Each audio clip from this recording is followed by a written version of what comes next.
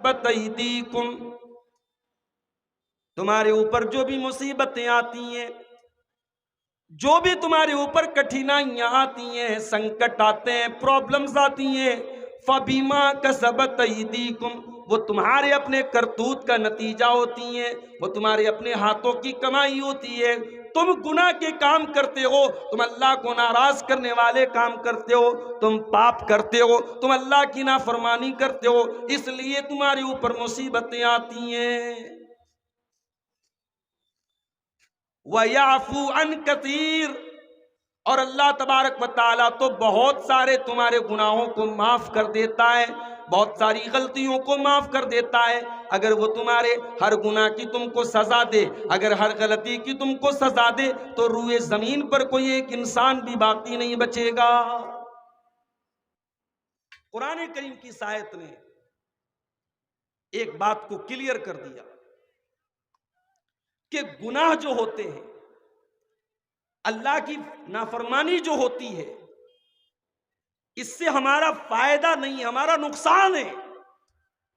हम गुनाह का काम करते हैं तो हम पर मुसीबतें आती हैं, हम पर संकट आते हैं, हम पर परेशानियां आती हैं, हम पर कठिनाइयां आती हैं।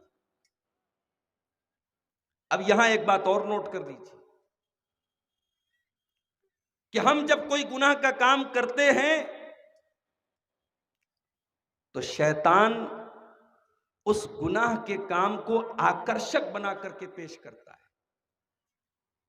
एक आदमी दारू पीता है, उसको यह लगता है कि मैं दारू पी रहा हूं, मुझे मजा आ रहा है, मेरे मन को अच्छा लग रहा है। अब उसकी नजर में दारू बुरी चीज नहीं है।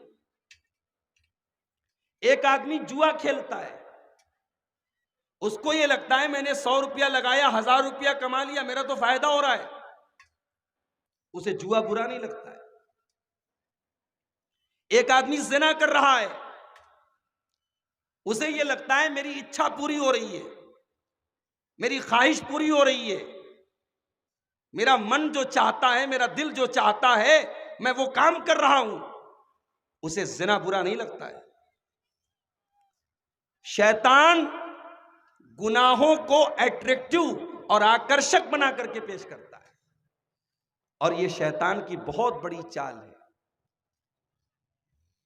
शैतान को पता है कि सामान चाहे जितना भी घटिया हो, जितना भी खराब हो, सामान की पैकिंग अगर अच्छी कर दी जाए, सामान को अच्छी पैकिंग में रख करके पेश कर दिया जाए, तो इंसान धोखा खा जाएगा। इसलिए शैतान गुनाहों को सजा करके पेश करता है। और शैतान ने पहले ही दिन अल्लाह से वादा किया था, फबीमा अग़वैतनी लउज़य्यिनन्ना लहुम फिल अर्दि व लउग़वियन्नहुम अजमईन। ऐ अल्लाह, मैं तेरे बंदों को गुनाह सजा करके पेश करूंगा, तेरे बंदों के सामने मैं गुनाहों के काम, मैं गलत कामों को, मैं पापों को सजा करके पेश करूंगा। उनको लगेगा वो गुनाह नहीं कर रहे, वो अच्छा काम कर रहे हैं, मैं गुनाहों को सजा करके पेश करूंगा। तो शैतान गुनाहों को सजा करके पेश करता है। और शैतान एक काम और करता है, जब हम कोई गुनाह का काम करते हैं तो शैतान दिल में यह भी ख्याल डालता है, भाई देख, तू जो काम करने जा रहा है ना, काम तो गलत है, मगर बाद में तौबा कर लेना, अभी तो तू जवान है, अभी तूने शराब पी ली, तूने सिगरेट पी ली, तूने जिना कर लिया, तो कौन सी बड़ी बात हो गई, बाद में सुधर जाना, तौबा कर लेना, हज कर लेना, उम्रा कर लेना। शैतान कभी कभी ऐसे भी बहकाता है। मेरे प्यारे नौजवान साथियों, जब शैतान आपके दिमाग में यह वसवसा डाले कि अभी तुम गुनाह कर लेना और बाद में तुम तौबा कर लेना, तो तुम अपने आप से यह सवाल करो कि क्या हम इस बात की गारंटी ले सकते हैं कि जब हम रात में बिस्तर पे सोने जाते हैं तो अगले दिन सुबह हम सही सलामत उठ पाएंगे? हम तो इस बात की गारंटी भी नहीं ले सकते। भाई हमारे नबी ने तो हमें सो करके उठने के बाद की जो दुआ सिखाई है, अल्हम्दुलिल्लाहिल्लज़ी अहयाना बादमा अमातना व इलैहिन नुशूर। जब हम सो करके उठते हैं हम ये दुआ पढ़ते हैं, आय अल्लाह तेरा शुक्र है, हम तो सो गए थे, हम तो मर गए थे, हमारे मर जाने के बाद, हमें मौत के आ जाने के बाद तूने दोबारा जिंदा कर दिया। आय अल्लाह तू चाहता हम जब सो गए थे हमारी रूह को तू निकाल लेता, हमारी जान को तू निकाल लेता। आय अल्लाह हम जिंदा बच गए, हम सही सलामत हैं, इसलिए हम तेरा शुक्रिया अदा करते हैं। इस्लाम तो ये कॉन्सेप्ट पेश करता है, एक दिन की नहीं, एक रात की नहीं, एक मिनट की गारंटी भी नहीं है मेरे भाई। अच्छा भला आदमी है, अच्छा भला इंसान है, बीमार होता है, डॉक्टर के पास जाता है, डॉक्टर कहता है तुम्हें कैंसर हो गया, तुम्हें टीबी हो गया, तुम्हें शुगर हो गया। इंसान धीरे धीरे अपनी मौत के करीब जाने लगता है। और बड़ी हैरत की बात तो यह है कि इंसान अपना बर्थडे मनाता है। साहब आज मैं 34 साल का हो गया, आज मेरा बर्थडे है। फेसबुक पर लोग लिखते हैं भाई मेरा बर्थडे है, कोई मुझे विश नहीं कर रहा है। अरे नादान, जब तेरा बर्थडे आया, जब तू अपनी जिंदगी के 34 साल तूने पूरे कर लिए, 35 साल तूने पूरे कर लिए, तू तो केक काट रहा है, तू तो सेलिब्रेट कर रहा है, तू तो खुशियां मना रहा है, जबकि तुझको पता नहीं कि तू तो अपनी मौत से और करीब हो गया है।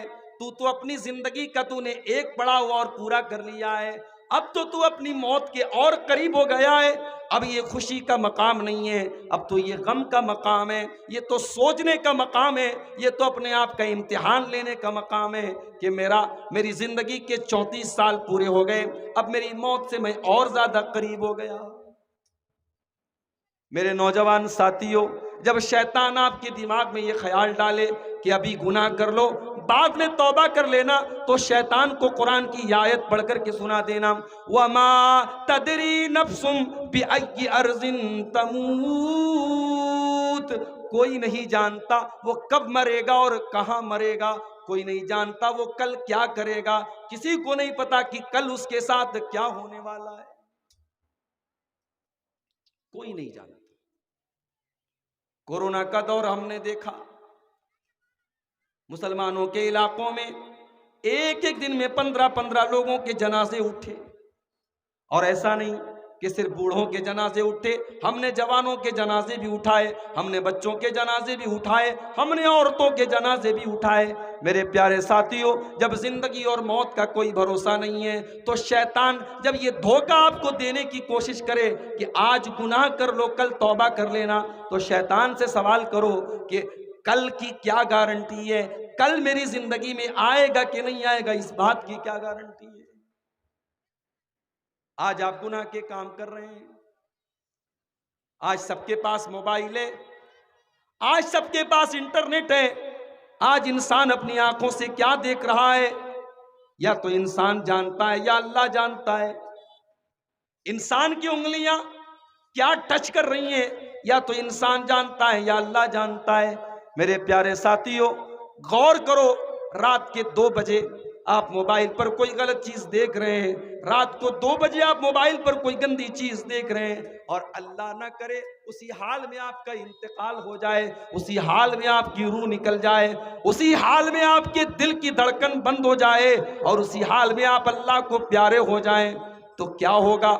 अल्लाह के नबी फरमाते हैं युबासु कुल्लु अब्दिन अला मा माता अलैहि, बंदा जिस हाल में मरता है, बंदे की मौत जिस हाल में आती है, उसी मौत में बंदे को कयामत के दिन उठाया जाएगा।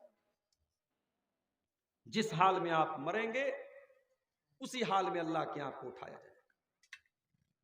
अब गौर कर लो मेरे भाइयों, हमें तो पता नहीं मौत कब आएगी, क्या पता कानों में ईयरफोन लगा करके हमारा नौजवान साथी गाना सुन रहा है, बॉलीवुड का म्यूजिक सुन रहा है, उसी हाल में उसको मौत आ जाएगी। कल कयामत का दिन होगा, उसके कानों में अल्लाह की बारगाह में भी ईयरफोन लगा होगा और कल कयामत के दिन वो गाना सुनते हुए उठेगा। दुनिया में मोबाइल पर नंगी तस्वीरें देख रहा था, उसी हाल में दिल की धड़कन बंद हो गई। कल कयामत के दिन जब उठेगा उसी हाल में उठेगा, उसके हाथ में वो मोबाइल होगा, वो नंगी तस्वीर होगी और उसको देखते हुए वो अल्लाह की बारगाह में उठेगा। युबासु कुल्लु अब्दिन अला मा माता अलैहि। अल्लाह के प्यारे नबी फरमाते हैं, बंदा जिस हाल में मरेगा उसी हाल में कल कयामत के दिन उसको उठाया जाए। अल्लाह के नबी हज के सफर पे गए हुए हैं। एक सहाबी वो भी हज के का एहराम बांधे हुए हैं, अपनी सवारी के ऊपर सवार हैं। अचानक सवारी उछली और सहाबी अपनी सवारी के ऊपर से गिरे और गिरते हुए उनका इंतकाल हो गया। सहाबी का इंतकाल हो गया। अल्लाह के नबी ने फरमाया, इनको कोई और कपड़ा पहनाने की जरूरत नहीं है, इनको इसी एहराम के कपड़े में कफना देना, इनको गुस्ल देने की जरूरत नहीं है, इनको कोई अलग से कफन देने की जरूरत नहीं है, इनको इसी हाल में तुम दफना देना। फ़इन्नहु याती यौमल क़ियामति मुलब्बियन, इसलिए कि ये लब्बैक अल्लाहुम्मा लब्बैक कहते हुए अल्लाह को प्यारे हुए हैं और कल क़यामत के दिन जब ये उठेंगे उस दिन भी ये लब्बैक अल्लाहुम्मा लब्बैक कहते हुए उठेंगे, उस दिन भी ये तलबिया पुकारते हुए उठेंगे, उस दिन भी ये हालत एहराम में उठेंगे। बंदा जिस हाल में मरेगा उसी हाल में कल कयामत के दिन उठेगा मरेगा। तो शैतान का ये बहुत बड़ा धोखा है। शैतान गुनाह का काम जब करवाना चाहता है तो शैतान हमारे दिमाग में ये वसवसा डालता है, अभी तुम गुनाह कर लो, बाद में तुम सुधर जाना, बाद में तौबा कर लेना। आइए कुरान से एक वाक़या आपको सुनाता हूं। हजरत यूसुफ अलैहिस्सलाम का नाम तो आपने सुना ही होगा। यूसुफ अलैहिस्सलाम के 11 भाई थे। एक भाई उनकी सगी मां से थे और 10 भाई उनकी सौतेली मां से थे, यानी 2 भाई एक मां से थे और 10 भाई एक मां से थे। हजरत यूसुफ अलैहिस्सलाम और उनके भाई बिन्यामीन से उनके बाप बहुत ज्यादा प्यार करते थे। बाकी 10 भाइयों को ऐसा लगा हमारा बाप हमसे थोड़ा कम प्यार करता है और इन दोनों से ज्यादा प्यार करता है। भाइयों ने मीटिंग बुलाई और मीटिंग में उन्होंने ये बात रखी कि हमारा बाप तो हम 10 लोगों के मुकाबले में यूसुफ अलैहिस्सलाम से और उनके भाई से ज्यादा प्यार करता है। इन्ना अबाना लफी दलालिम मुबीन, हमारा बाप तो सठिया गया है, हमारा बाप तो बहक गया है, हमारा बाप तो पागल हो गया है। जब शैतान इंसान के दिमाग को खराब कर देता है तब इंसान अपने बाप के बारे में भी ऐसी बात बोल देता है। इन्ना अबाना लफी दलालिम मुबीन, बेशक हमारा बाप गुमराह हो गया है, भटक गया है, भाग गया है। ये बात कौन कह रहा है? ये हजरत यूसुफ के 10 भाई कह रहे अपने बाप के बारे में। उसके बाद वो सब कहते हैं उक़्तुलू यूसुफा अवितरहूहु अर्दन यख्लु लकुम वजहु अबीकुम। एक काम करो, चलो एक काम करो, हम यूसुफ का मर्डर कर देते हैं, यूसुफ की हत्या कर देते हैं, यूसुफ को खत्म कर देते हैं, या यूसुफ को कहीं ऐसी जगह छोड़ के चले आते हैं जहां से वो वापस ना आ सके। जब यूसुफ रहेंगे नहीं, जब बांस ही नहीं रहेगा तो बांसुरी कैसे बजेगी? जब यूसुफ नहीं रहेगा तो हमारे बाप सिर्फ हमसे प्यार करेंगे। व तकूनू मिन बादिही कौमन सालिहीन, और बाद में हम तौबा कर लेंगे, बाद में हम नेक बन जाएंगे। तो शैतान कभी कभी ये ख्याल भी दिल में डालता है कि अभी तुम गुनाह का काम कर लो, बाद में तौबा कर लेना, बाद में नेक बन जाना। वो बाद न कभी आया है ना आएगा मेरे भाइयों। इसलिए हमें और आपको गुनाह से बचना चाहिए। अब एक सवाल, व्हाट इज गुनाह? गुनाह क्या है? गुनाह की परिभाषा क्या है? गुनाह किसको कहते हैं? आओ अल्लाह के रसूल से सवाल करते हैं, अल्लाह के नबी से पूछते हैं गुनाह किसको कहते हैं। अल्लाह के नबी के पास एक साहबी आए अल्लाह के नबी, नेकी किस चीज का नाम है और गुनाह किस चीज का नाम है? देखो सहाबा का सवाल भी कितना प्यारा होता है। अभी आज मेरे मोबाइल पर एक साहब का कॉल आया कि हजरत आदम अलैहिस्सलाम दुनिया में जब आए तो सबसे पहले कौन सा फल खाया। मैंने कहा भाई साहब आपको बड़ी फुर्सत है क्या, आपको ये जान करके क्या मिल जाएगा कि हजरत आदम ने सबसे पहले कौन सा फल खाया। कहा मौली साहब आपको जवाब आता है तो बता दीजिए वरना छोड़ दीजिए। मैंने कहा मुझे नहीं आता। बोले मुझे आता है, हजरत आदम ने सबसे पहले अंगूर खाया था। इस तरीके के फालतू सवालात आज लोग अपने उलमा से करते हैं। सहाबे किराम जब अल्लाह के रसूल से सवाल करते थे, सहाबे किराम के सवाल के अंदर भी एक दर्द होता था, एक तड़प होती थी, अपनी नजात की फिक्र होती थी, अपनी आखिरत की फिक्र होती थी।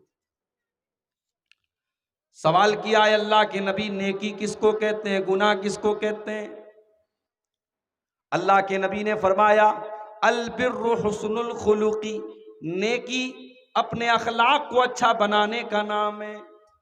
आप पांचों टाइम के नमाजी हैं, आप रमजान का रोजा भी रखते हैं, आप अपने माल की ज़कात भी निकालते हैं, आपने हज भी कर लिया, आपने उम्रा भी कर लिया, लेकिन आप लोगों से झूठ बोलते हैं, आप वादा खिलाफी करते हैं, आप बेईमानी करते हैं, आप अपनी जुबान से लोगों को तकलीफ पहुंचाते हैं। आप नमाजी हैं, आप रोजेदार हैं, आप ज़कात देने वाले हैं, सब कुछ आप कर रहे हैं, लेकिन अगर आपका अखलाक अच्छा नहीं है, आपका कैरेक्टर अच्छा नहीं है, आपका चरित्र अच्छा नहीं है, तो आप नेक नहीं हैं, आप शरीयत की नज़र में नेक नहीं हैं, अच्छे नहीं हैं। क्यों?